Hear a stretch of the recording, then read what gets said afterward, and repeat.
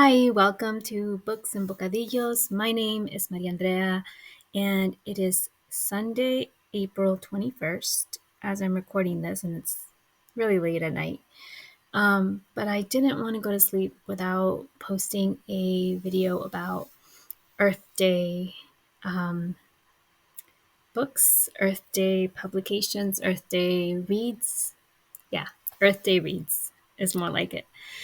I watched a video earlier today by Raspberry Reads, and I'll link their channel down in the description. But they were talking about Earth Day books, and they were recommending Earth Day books off their bookshelves. And I love that idea so much. I let them know that I would be borrowing the idea and doing something similar here. So today I just want to talk about 5 reads off of my shelves.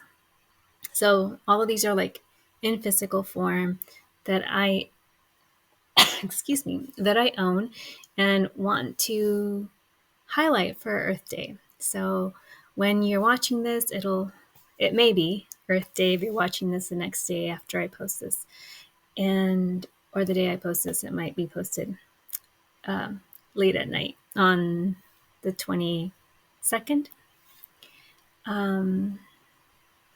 So yeah, let's get to it.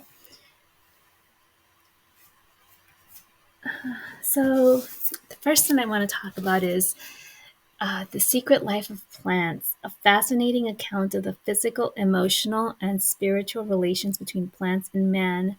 And this is by Peter Tompkins and Christopher Bird.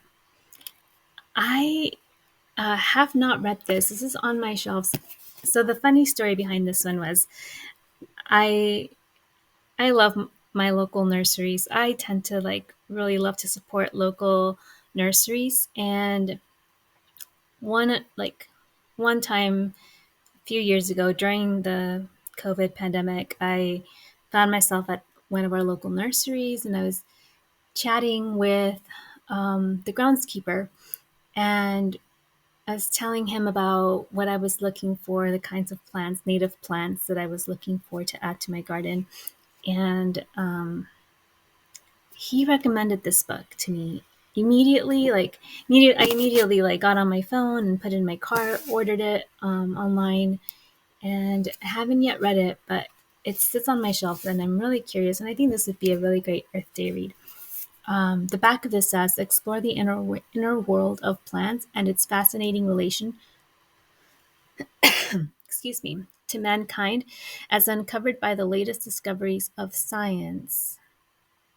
In this truly revolutionary and beloved work, drawn from remarkable research, Peter Tompkins and Christopher Bird cast light on the rich psychic universe of plants. Now available in a new edition, The Secret Life of Plants explores plants' response to human care and nurturing, their ability to communicate with man, plants' surprising reaction to music, their lie detection abilities, their curative powers, and much more. Tompkins and Bird's classic book affirms the depth of humanity's relationship with nature and adds special urgency to the cause of protecting the environment that nourishes us.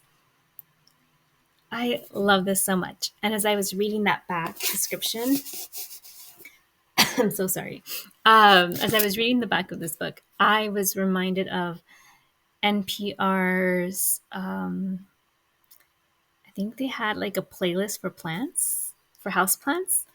And yeah, I can't remember the conversation I had with the groundskeeper at my local nursery, but it was along the lines of our connection to plants and the way we nurture plants and the environment. And so this is a great way to celebrate Earth Day by loving on your garden, and of course planting native plants.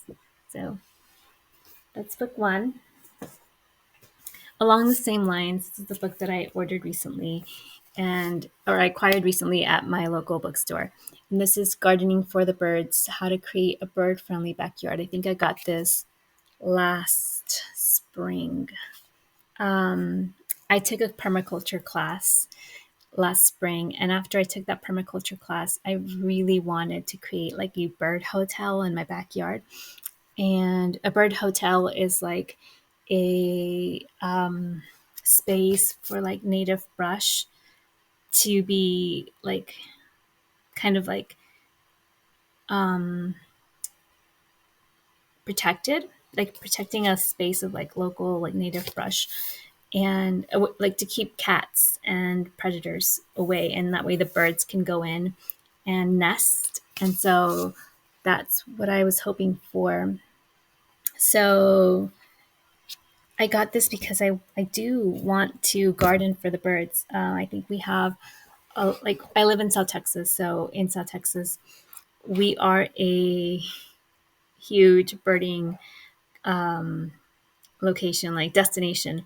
We have a lot of people coming from all over the world to do bird watching activities in our local areas, and it is fun. I think there is a huge bird watching community, and it is a fun hobby. And so I love it when I get to see birds passing through. Like my favorite thing is the whistling ducks in the fall. Um, that's my favorite thing about one of my favorite things about the fall is the whistling ducks will fly, and they always tend to fly at around 6 p.m.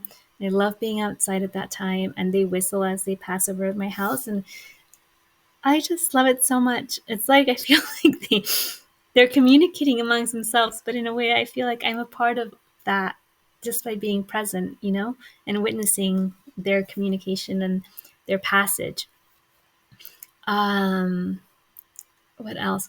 We seen cardinals. Of course, we have a lot of green jays. We have the tit. I think they're called titmouse birds. Um, we have crackles. We have turtle doves. Those are the ones we see most often. Oh, how could I forget the chachalacas? We have so many chachalacas, and they are so fun to watch. My husband says that they're his friends. They, and it's kind of true. Like they'll come and they'll sit by the window. As long as my husband is near the window, or if he's like outside, they'll come and they'll kind of sit near him. And I think I intimidate them. Maybe my energy is too high and they disperse when I'm around. It might be the pitch of my voice is higher and that might send them away. I'm not sure what it is, but there's something that um, they tend to gravitate towards closer proximity to my spouse than they do to me. But I still love them, the chachalacas. I love it when they come by. They're usually around in the mornings. You can hear them. Chachalacas are loud. You can't miss them. I love the birds. Like I love waking up to bird song. I love the evening, like winding down of the day and the birds communicating and finding their place, their nests. So yeah, this book talks about birds and what plants birds really like and where birds like will feed. It talks about unwanted, like I just went through, like unwanted visitors and other problems, cats, nuisance birds, permanent feeder stations. One of the problems that I have is squirrels. The squirrels will just not let the birds get to the bird feeders. So that's something that I'm trying to work on. It's such a challenge. I need help. If you have any tips for how to keep squirrels away from bird feeders, please let me know because I'm at my wits' end with the squirrels, not allowing the birds to get their seeds. Um, so yeah, I mean, it has like every region. So not all of these are applicable to where I live, but it is nice to be able to kind of find my region and see what native plants birds really enjoy.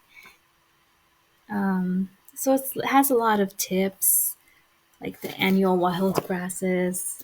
Birds like the grasses. Um, so yeah, I'm really looking forward to adding more to my garden. I just saw this, the hummingbirds. We have hummingbirds. I have a lot of like pollinator plants that attract hummingbirds and butterflies. So I find that that's something that really like I love to have because the hummingbirds are so beautiful to watch while they're feeding.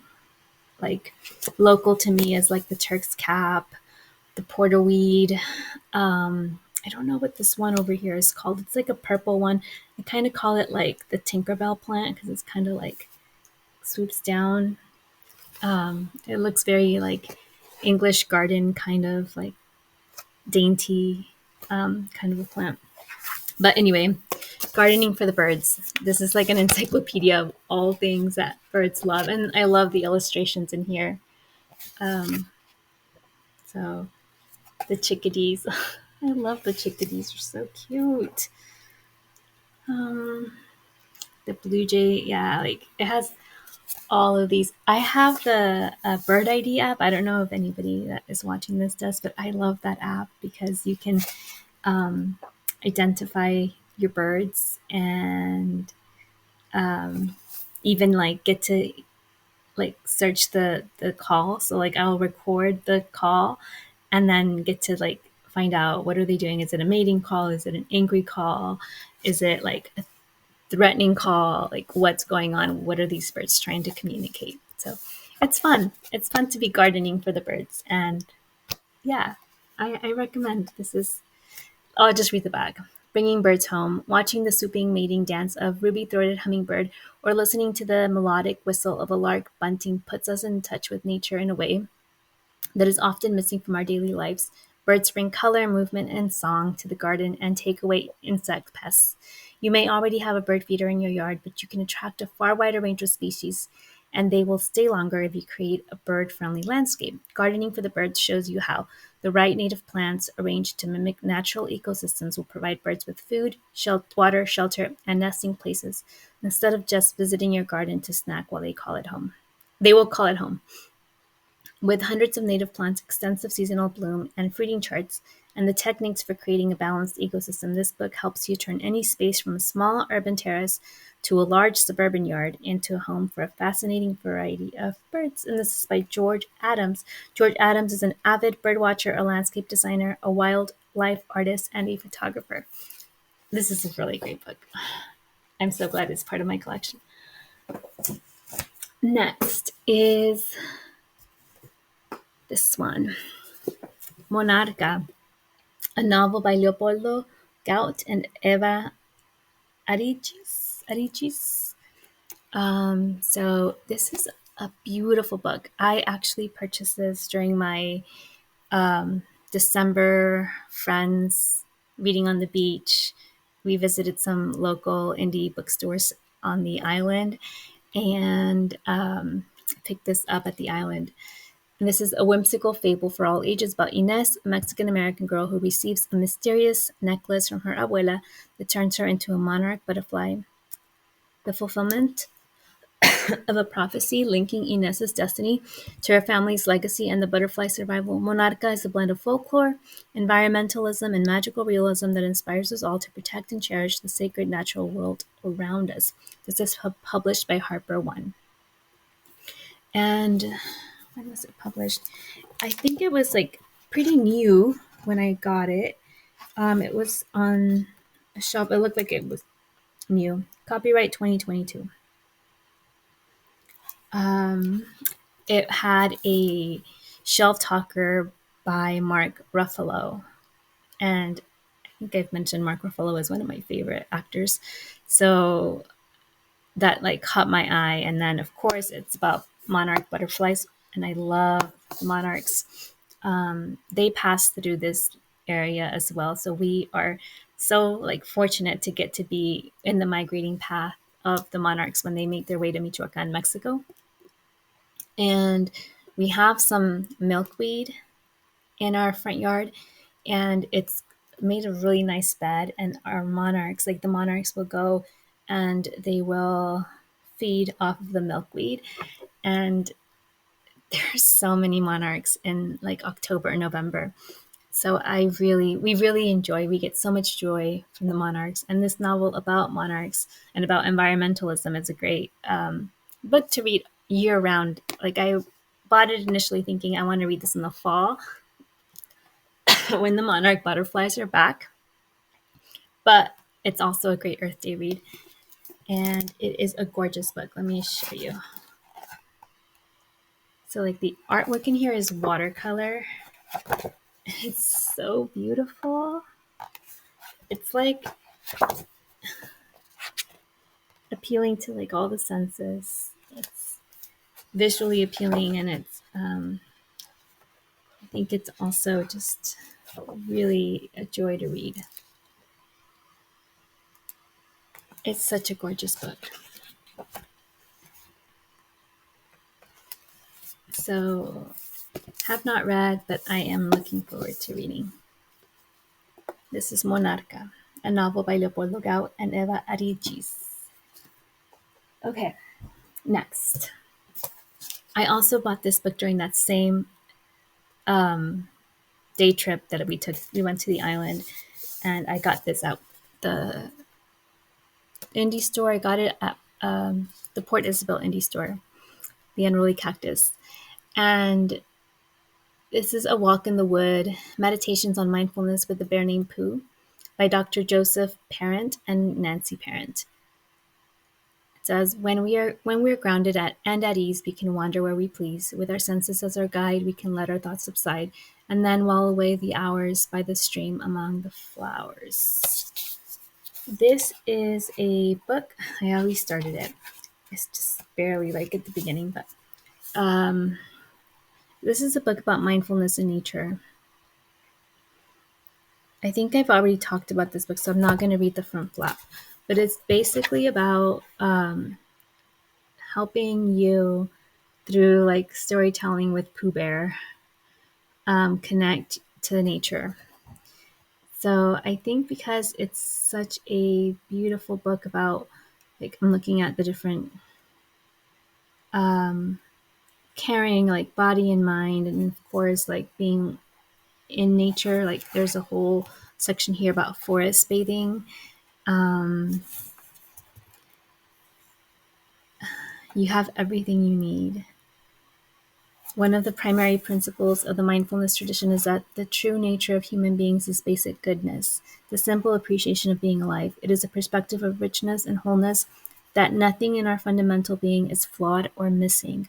Mindfulness helps us recognize basic goodness as our nature and develop unconditional confidence.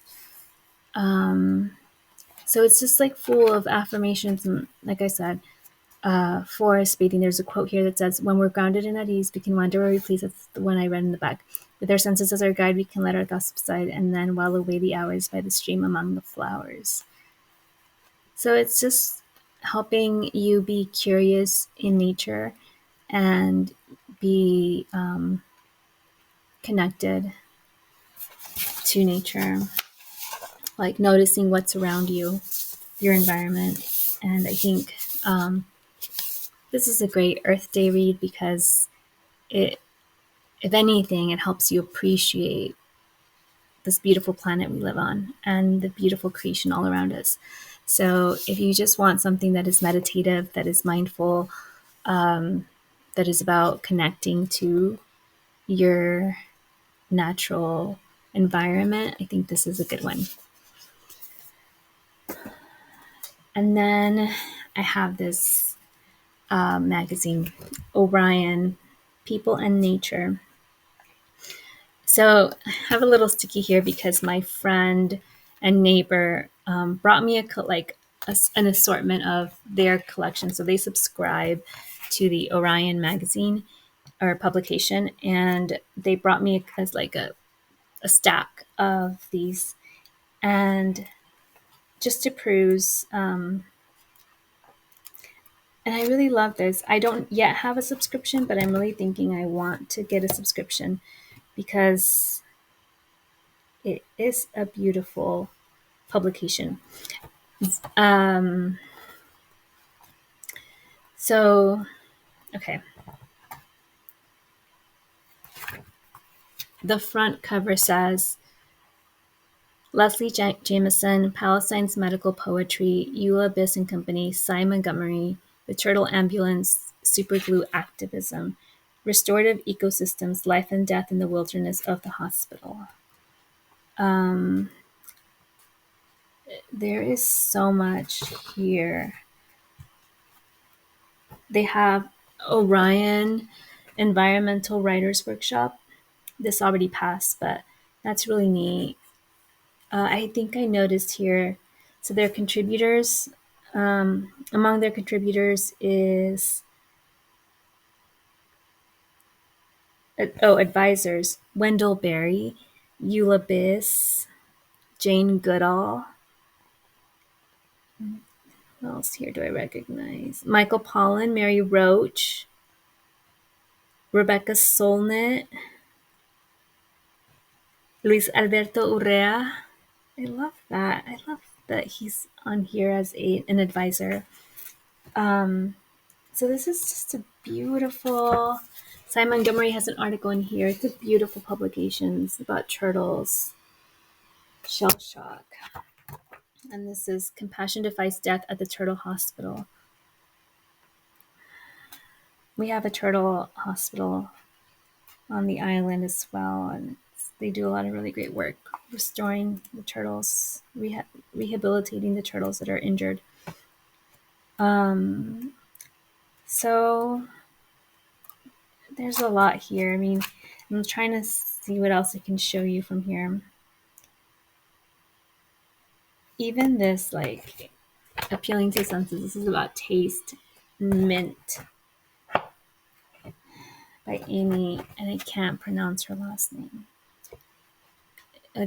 Amy, the author of the World of Wonders book, has this article about mint. Contributors in this volume are Omar El Akkad, Eula Biss, Lori Bedikian, Roger Biss, Jolene Brink, Danielle Chapman, Mary Farmelant, Anne Fisher-Worth's Daisy Hildyard, Leslie Jameson, Fadi Judah, Farah Cater, Simon Montgomery, David Oates, Matthew Patterson, Leline Paul, Marie Rossetti, Hand Shihara, Jill Tidman. A lot of those names I do recognize.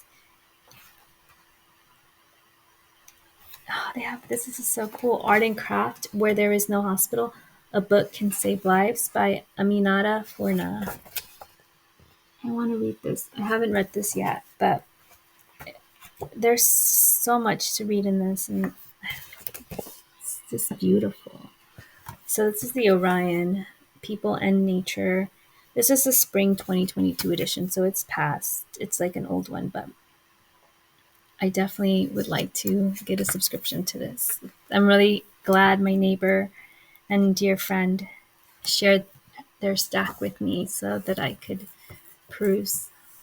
So that's it. Those are the 5 Earth Day reads I wanted to share. I don't have a physical copy of my Earth Day read. I am reading Silent Spring. I just started it this afternoon, and it is by Rachel Carson, I think. Silent Spring. It's been on my radar. I had it on audio and Kindle for like the longest time, and I hadn't picked it up, and I'd been meaning to around springtime for Earth Day. It's on the 1000 Books to Read Before You Die by James Mustick. And this is this book here that I'm reading from. So Silent Spring is in here, and that's one of the books that I've been wanting to read. So I started listening to the audio, and I have it on Kindle as well, so I'll probably be going between the two. Okay. So yeah, I don't have it to share, but that's what I'm currently reading for Earth Day. And I have all these other ones to peruse throughout the week. And I hope that you have something to ground you during this Earth Day week. Maybe something to inspire you to spend some time outdoors and enjoy this beautiful world that we live in. So that's all I have for today. I will talk to you soon. Hasta la próxima, and happy Earth Day.